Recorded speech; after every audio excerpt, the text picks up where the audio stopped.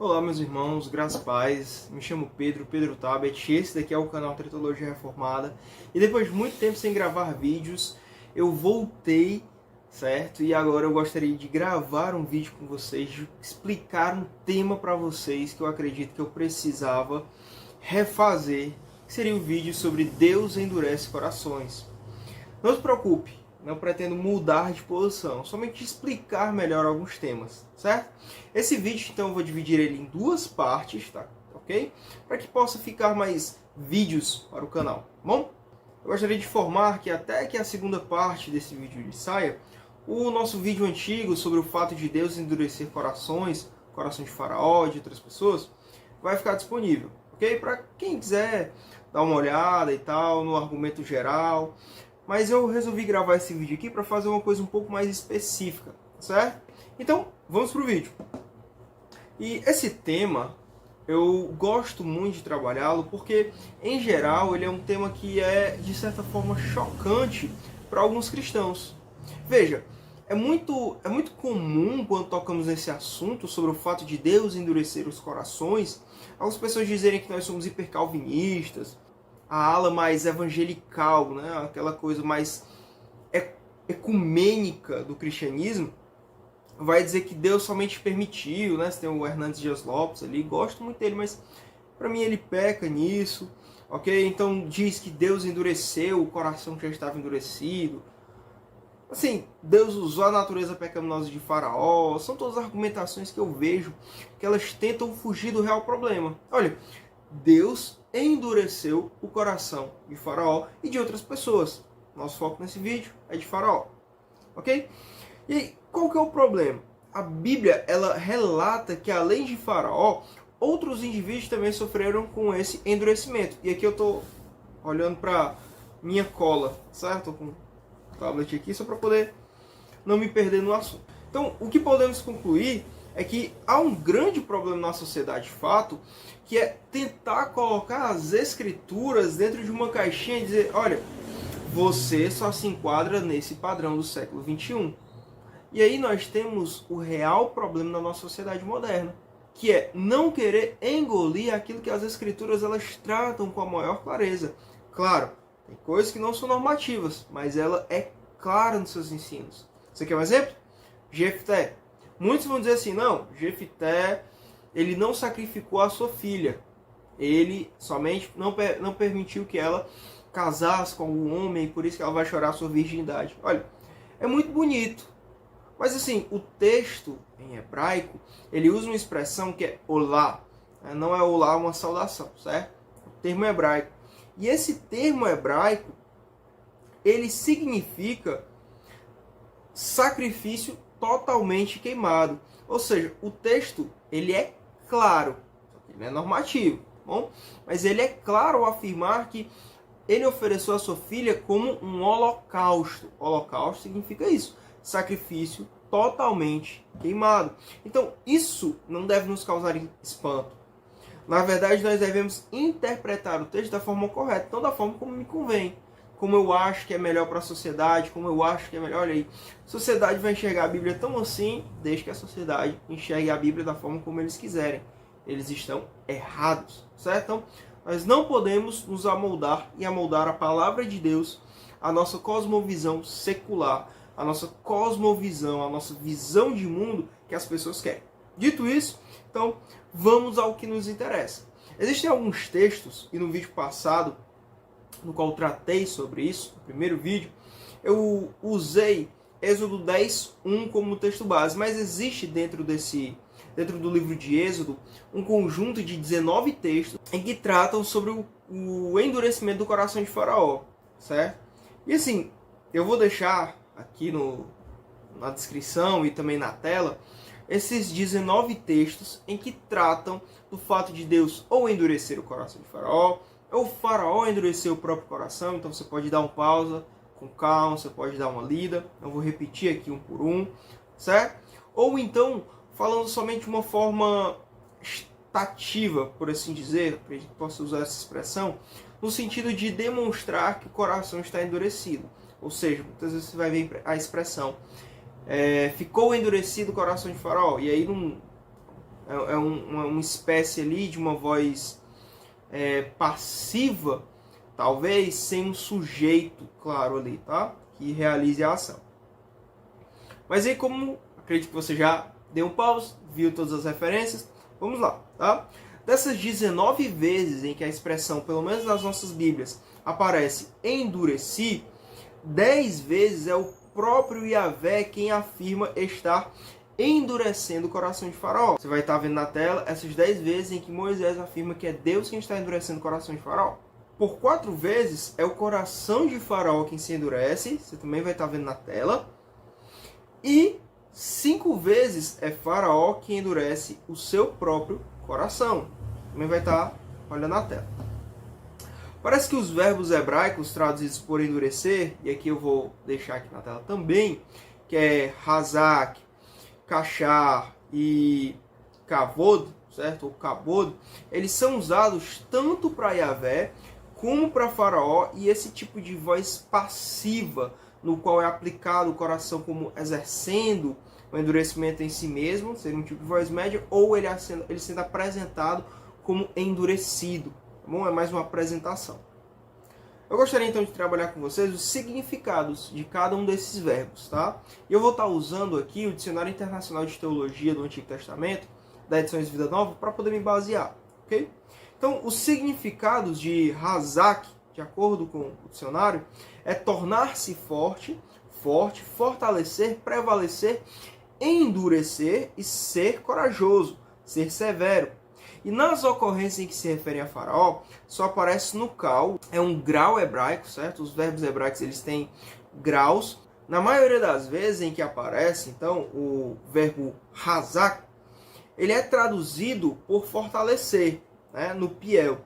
E aí, Yahvé, ele é o agente da ação, certo? Então, Yahvé, ele é o agente que endurece, ou então que fortalece o coração de Faraó. E nas demais vezes, quando aparece, sem que Yahvé seja o sujeito ativo da ação, o verbo ele aparece numa voz passiva, ou seja, o sujeito ele é, de certa forma, indefinido. Ou num estado, o coração de Faraó ficou endurecido. Quem é o agente? Quem é o sujeito da ação? Moisés ele não nos deixa claro, mas ele demonstra que o coração ficou endurecido. Então a ênfase está na pressão que é exercida sobre o objeto. Qual é a pressão aqui que Yahvé coloca sobre o coração de Faraó? A ênfase é essa. Nessa pressão que Deus ele coloca sobre o coração de Faraó, que resulta no endurecimento, certo? Então, quando a gente vai ver, eu endurecerei o coração de Faraó. Eu endureci o coração de Faraó. Aí você vai ver como que ele endurece. Ele manda as pragas de uma forma sobrenatural. Êxodo 4:21 fala como é que Deus vai fazer isso. Então, subentende que seja uma forma sobrenatural. Então, existem formas como Deus usa, ok? E aí, o verbo kabad, também no Dicionário Internacional de Teologia, os significados são ser pesado, pesaroso, duro, e perceba alguns significados bons, alguns adjetivos que são bons. Rico, honrado, glorioso. Geralmente, ele tem uma conotação negativa. Por quê? Apesar de glorioso ser encaixado aqui, veja, quando a Arca da Aliança ela é tomada, a esposa de Finéias, se eu não me engano, ela coloca o nome do filho dela de Icabod, que significa e a glória se foi. Por quê? Porque a arca foi tomada. Então veja a conotação negativa em que ela está associada. Então esse verbo ele é usado de forma figurada a respeito de acontecimentos ou experiências, descrevendo sua severidade em termos de serem pesados. Eu vou dar já um exemplo aqui para explicar, mas antes, segundo o Dicionário Internacional de Teologia, ele diz assim: usa-se chamar alguma coisa de pesada a fim de indicar a sua severidade. Pedro, eu não entendi. Veja, quando você está numa roda de amigos e alguém diz uma coisa ruim, com conotação ruim, com conotação pesada, certo? A gente usa a expressão, ei, isso foi pesado. É alguma coisa muito ofensiva, e aí às vezes as pessoas não gostam, dizem assim, caramba, isso foi pesado. Ou seja, o clima ficou estranho, foi esquisito, não foi legal aquilo que você falou. E aí existem algumas qualificações do que é ser pesado, né? E você define. Mas em geral, Quando se usa kabad, quer se falar de algo que foi severo, certo? Tanto que a tradução é ser pesado, pesaroso, algo duro, rígido. Assim como Hazak, esse verbo ele também é usado tanto para Yahvé quanto para Faraó. No caso de Yahvé, ele descreve a ação de uma forma bem enfática. O Senhor endureceu, ou o próprio Deus diz, eu endurecerei. Agora, quando é no caso de Faraó, em alguns textos é dito que ou Faraó se endureceu, ou o coração de Faraó ficou endurecido, mas, você vai ver isso em alguns textos aqui, só olhar os textos, voltar aos textos, tá? O texto vai dizer o seguinte, como o Senhor havia dito. E a gente vai já trabalhar isso daí. Demonstrando que aquele endurecimento que Faraó estava tendo, apesar de ter ele próprio sido sujeito à ação, havia um envolvimento de Yahvé. Ou seja, apesar de Faraó estar endurecendo o próprio coração, quando diz como o Senhor havia dito, há uma participação do Senhor ali. A gente vai já ver isso. E por fim, o último verbo hebraico, que é kachar, ele possui menos significados no dicionário, mas é algo mais direto, que significa cruel ou duro. Fala tanto do efeito que é exercido por um jugo excessivamente pesado, que é duro de suportar. Veja, o jugo que Yahvé coloca sobre Faraó é um jugo pesado. É difícil de suportar. Então, Deus ele torna o coração de Faraó pesado, duro, difícil da nação suportar aquele homem com aquele coração pesado. Quanto à resistência rebelde de um boi. Então, às vezes um boi é rebelde, usa esse verbo cachar. Então, veja, as três palavras elas são sinônimas. Toda a questão é a ênfase de cada um. Na primeira palavra, hazak, a ênfase está na pressão que é exercida sobre esse coração. Então veja, a ênfase está onde? Na pressão que é exercida sobre o coração. Nosso Deus exerceu uma pressão forte sobre Faraó, tornando-o endurecido, seja de forma sobrenatural, seja causando acontecimentos que fizessem Faraó se enfurecer contra o Senhor. Já na segunda palavra, kabad, a ênfase está no peso exercido pelo objeto. Ou seja, a ênfase já não está na pressão, mas no peso que esse objeto tem. Ou seja, em quão severo ele é. O coração do rei estava pesado, mas como Yahvé é o sujeito, ele torna esse coração pesado de tal forma que o escritor coloca em alguns casos como estava pesado ou endurecido. Certo? Se você não conseguiu pegar muito bem do que eu falei, compare uma ARA com uma NVI. Você vai ver o que é que eu estou querendo dizer. Seria uma diferença de significados possíveis, né, para cada tradução. Mas, em geral, a ARA ela traduz sempre por endurecer, endurecer, endurecer. Mas a NVI ela varia um pouco nos significados. Então é bom sempre você usar uma dessas duas. Na verdade, é bom você usar as duas, tá? E na terceira, então, a kachar ressalta o efeito daquilo que o Senhor fez sobre Faraó. Então o Senhor manda as pragas, o Senhor mata os primogênitos, o Senhor faz isso, faz aquilo, e qual é o efeito que o Senhor causa em Faraó? O endurecimento de coração. Ele causou todas as situações, fazendo com que Faraó tivesse o coração endurecido. Então nós podemos ver claramente que em todas as situações o próprio Deus é o responsável ativo, a causa última, aquele que move a criatura a fazer algo que o próprio Senhor desaprova e torná-la condenada por isso. Então veja, eu falei dos graus, certo? Em alguns casos você vai ver o grau no cal, é uma ação simples de endurecer. No piel é um fortalecimento que o Senhor dá, então ele já está querendo dar uma ênfase maior àquela ação. Mas muitas vezes você vai ver no refil, ou refil. O que é isso? Quando nós falamos sobre o refil, é uma ação causativa ativa. Então é o próprio Yahvé quem está ativamente causando aquela situação. Pedro, mas o refil ele é usado para Faraó também? Também é usado. Mas eu vou explicar, certo? De acordo com essa gramáticazinha aqui, ó, gramática hebraica, tá? Do Gordon Shaw, da CPAD, é uma gramática muito boa.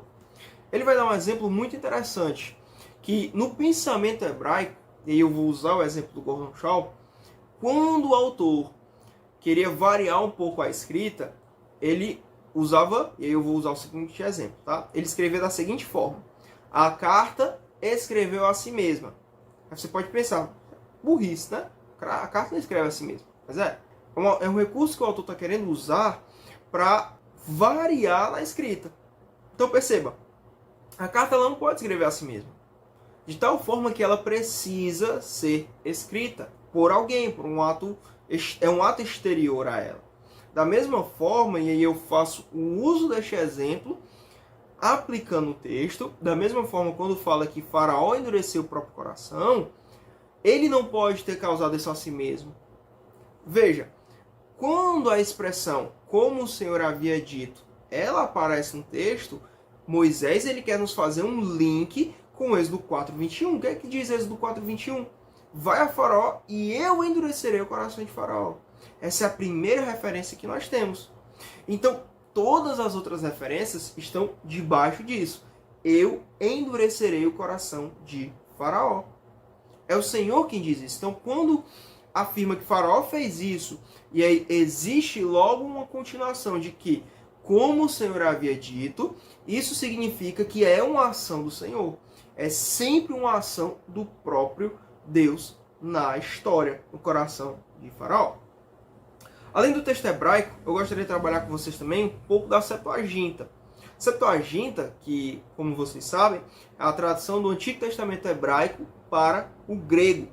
E a Septuaginta ela usa três termos gregos, três verbos gregos, para traduzir as palavras hebraicas hazak, kabod e kashá. São eles o verbo sklerino, que ele pega a maior parte das ocorrências, você pode ver na tela. Katishio, que ele só pega uma ocorrência, e barino, ou baruno, tá? Ele pega duas ocorrências aí dessas palavras, tá bom? Desses três verbos. Sklerino, por ser usado na maioria das ocorrências, ele tem basicamente o mesmo significado do verbo hebraico, hein? Que seria endurecer. De forma metafórica, também pode significar tornar obstinado. Então, é alguém que vai contra os princípios de alguém, de outra pessoa. Você vai ver aí na tela as vezes em que ele é usado na voz ativa, que indica não mera permissão, mas uma ação direta do Senhor que causa esse resultado. Então veja, não é uma mera permissão de Deus. O Rifi, Lupiel, até mesmo o Carlos, ele não mostra uma permissão de Deus, mas Deus ele sendo o causador ativo daquela situação. Até mesmo no grego você vê que eles são usados na voz ativa. Todos eles indicando que o Senhor é quem efetua aquela ação. É o Senhor quem está causando aquilo ali. É importante notar que em algumas dessas referências é o próprio Deus afirmando que faria tal coisa. Isso dá um peso maior ao texto. Quando é Deus que afirma, nós não podemos dizer que é permissão. É o Senhor mesmo que está dizendo, eu vou fazer isso daí. Eu vou endurecer. Tá? E você tem Êxodo 3, 13 e 15, que ele também está na voz ativa, o texto grego, claro, para indicar agora que Faraó se endureceu. O que é uma clara alusão ao fato de que o Senhor já havia dito que endureceria o coração de Faraó. Lembra da nossa explicação? Não entendeu? Volta só mais um pouquinho. Fazendo desta afirmação somente o cumprimento daquilo que o Senhor já determinou. Ou seja, se em Êxodo 13, 15 diz que Faraó endureceu o seu coração, e ali também usa uma voz ativa, não esqueça, a carta escreve a si mesmo. Não esqueça, o próprio Deus fala em Êxodo 4:21 que endureceria o coração de Faraó. Então, não esqueça. Estou sendo bem enfático dessas duas regras para você poder interpretar o texto corretamente sem deturpá-lo. Já em alguns outros textos, e você vai ver na tela também, a voz é passiva, que indica que o coração de Faraó foi endurecido por algo exterior. Aí a gente volta sempre para Êxodo 4:21, que é a base argumentativa de todos esses 19 versículos. O Senhor disse que faria. E como é que ele faria? A gente vê todo o restante do livro de Êxodo. Se tratando então de Katishio, também é usado na voz ativa, no qual temos o Senhor como sujeito da ação. Ou seja, o verbo só aparece uma vez, e quando aparece, é o Senhor que é o sujeito da ação. Mais uma vez, Deus é tido como causador da condenação de Faraó. Katishio tem o mesmo sentido. Algo pesado, certo? Tornar pesado, tornar duro. E por fim, barino, né? Aí você tem em 8:15, o verbo está na voz passiva. Mas perceba onde está o Senhor no texto. Se você ler o texto na sua casa, você vai ver. Onde é que está o Senhor no texto? O Senhor está lá no final do texto, de 8:15. Como o Senhor havia dito. Então Moisés, mais uma vez, ele faz aquele link entre o fato do coração estar endurecido com a profecia que o Senhor havia dito. Tá? Não é somente uma profecia, é uma garantia de que o Senhor faria aquilo. E aí você tem Êxodo 9:7, que eu tenho praticamente a mesma resposta, para 13:15. É o Senhor quem causa aquilo ali, tá certo? Então, Êxodo 9:7 e 13:15, mesma resposta. Em que a expressão sendo usada pode remeter aos textos que afirmam a participação do Senhor. Bom, então interpreta os dois textos da mesma forma. Então, conclusão, meus irmãos, tá? Eu não quero que vocês pensem que eu estou minimizando a ação de Faraó aqui no endurecimento do coração. Não, de forma nenhuma. Muito pelo contrário, o Faraó ele é condenado e condenável por isso. O que eu quero que vocês entendam tão somente é que o Senhor age também na vontade dos malfeitores, porque se assim não fosse, não poderíamos orar dizendo: Senhor, oh Deus, por favor, não deixe que o homem mau entre na nossa casa. Como é que Deus vai fazer isso? De forma sobrenatural, endurecendo, amolecendo, convertendo até mesmo o coração desse homem mau. Mas o Senhor pode e irá fazer da forma como lhe apraz. É Deus quem coloca os homens maus, os ímpios, em terrenos escorregadios para que eles caiam. Só lê o Salmo 73:18. É também o nosso Senhor quem prepara até mesmo o ímpio para ser condenado. Provérbios 16:4. Então isso deve nos trazer alento, pois sabemos que é Deus quem governa todas as coisas e só nele podemos descansar. É ele que endurece os corações dos reis ou de qualquer ser para puni-los. E é ele também quem age na vida dos eleitos para salvá-los. E Yahvé tem nas suas poderosas mãos tanto o controle do mal quanto do bem. Ele é soberano sobre todas as coisas. Que isso possa confortar o coração da igreja. Meus irmãos, o vídeo fica por aqui. Não esquece de deixar o teu like, compartilhar com algum amigo. Você discorda, você concorda? Comenta aqui embaixo. Todos os textos que eu coloquei aqui, tá? Na minha colinha, vão estar aqui na descrição, tá certo? Por favor, não deixe de se inscrever e valeu, falou, até o próximo vídeo.